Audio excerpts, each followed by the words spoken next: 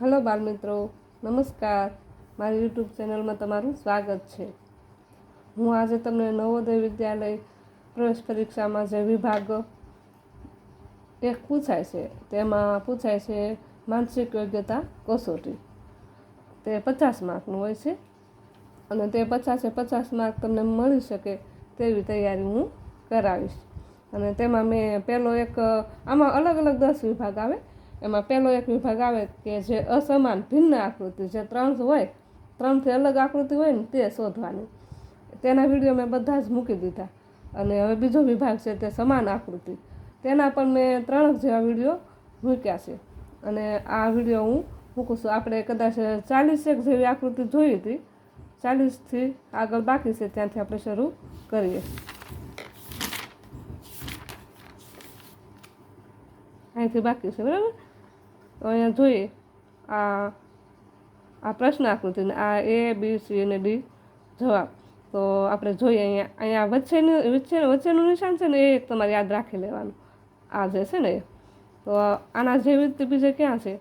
તો એમાં ના નથી, જો અહીંયા આડો લીટો આવી ગયો. B ના, એમાં પણ નથી. Cમાં એ ઊભી રેખા છે એટલે એ પણ નહીં. પણ આના જેવી સમાન હોય તો આ D. આપણે જવાબ આવશે D. હવે 42 નંબર જોઈએ. તો 42માં આપણે આ વચ્ચેનું બિંદુ છે ને તે યાદ રાખવાનું. આ વચ્ચેનું બિંદુ અહીંયા નથી એટલે એ નહીં આવે, B.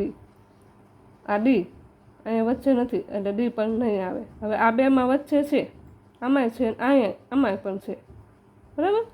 તો અહીંયા આમાં તો અહીંયા આપણે જોઈએ તો આ બધી આવી રીતે છે. અહીંયા પણ છે, અહીંયા પણ છે, અહીંયા પણ છે, આ વચ્ચે બિંદુ પણ છે. પણ અહીંયા આ જે ઊભી રેખા આખી સળંગ આપીને તેના કારણે આ જવાબ નહીં આવે. તો જવાબ આપણો અહીંયા આવશે A. હવે 43 નંબર જોઈએ. તો આ પ્રશ્ન આકૃતિ છે. આમાં એક માણસનું ચહેરાનું દ્રશ્ય છે. તો આ નીચે જે છે આ એક આપણે ચિહ્ન યાદ રાખવાનું. એના જેવું અહીંયા નથી એટલે એ દૂર થઈ જશે, B પણ દૂર થઈ જશે. આ Dમાં અડધું જ ઘાટું કરેલું છે, આ Dમાં અડધું ઘાટું કરેલું, એના કારણે આ પણ દૂર થઈ જશે. અને આ C અને આ પ્રશ્ન આકૃતિ બંને એક છે તો જવાબ આવશે C.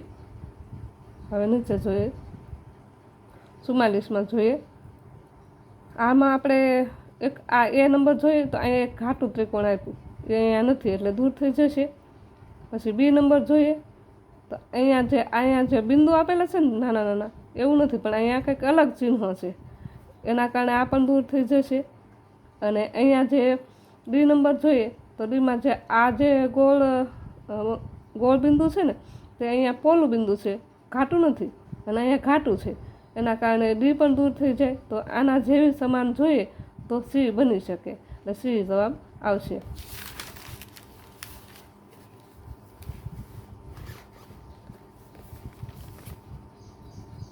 આગળ 45માં જોઈએ. આના જેવી તો A પણ નથી, B પણ નથી અને D પણ નથી, તો C. 46માં જોઈએ તો આના બહારમાં ત્રિકોણ છે અને અંદર વર્તુળ. તો અહીંયા ત્રિકોણ છે પણ 2 વર્તુળ છે એટલે એ પણ નહીં આવે. અહીંયા 2 ત્રિકોણ છે, અંદર 1 વર્તુળ, એ પણ નહીં આવે. અહીંયા અંદર ચોરસ છે, એના કારણે એ પણ નહીં આવે એટલે જવાબ આવશે C. 47 જોઈએ. આવી રીતે વર્તુળ છે અને ગુણાકારની નિશાની છે અને આ એક રેખા અને આ રેખા, એવી રીતે. તો અહીંયા આ બાજુ રેખા એટલે એ દૂર થઈ જશે, આ બંને બાજુ રેખા એટલે એ પણ દૂર થઈ જાય, અને અહીંયા રેખા જ નથી એટલે એ પણ દૂર થઈ જાય એટલે જવાબ આવશે A. 48 જોઈએ. તો આ એક ચોરસ છે, એની અંદર 4 નાના નાના ચોરસ છે, બધી બાજુ એક એક આવી રીતે રેખા છે. તો અહીંયા ચોરસ નથી એટલે એ પણ દૂર, આ પણ દૂર, અને અહીંયા વધારે ક્રોસ લાઈન આપી એટલે એ પણ દૂર એટલે જવાબ આવશે A. 49 જોઈએ. 2 ત્રિકોણ આપેલા છે, એક ઊભું ત્રિકોણ ને એક આવી રીતે ઊંધું ત્રિકોણ. તો અહીંયા આના કારણે આ એ નહીં આવે. આના કારણે આ એક અલગ ભાગ આપી દીધો, એના કારણે નહીં આવે. અને અહીંયા જે આ રેખા છે ને એ અહીંયા આપી, એના કારણે નહીં આવે.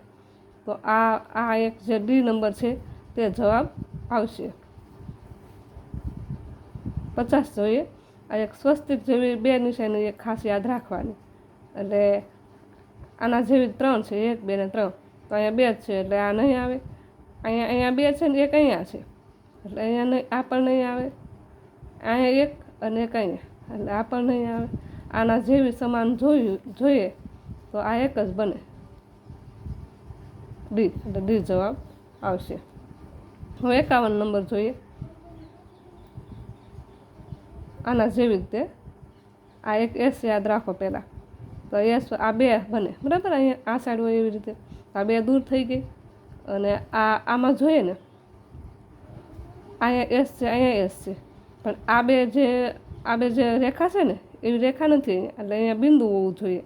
તો બિંદુવાળું છે તે બી, એટલે આપણો જવાબ આવશે બી. તો હવે જે આગળની આકૃતિ તે આપણે આગળના વિડીયોમાં જોઈશું.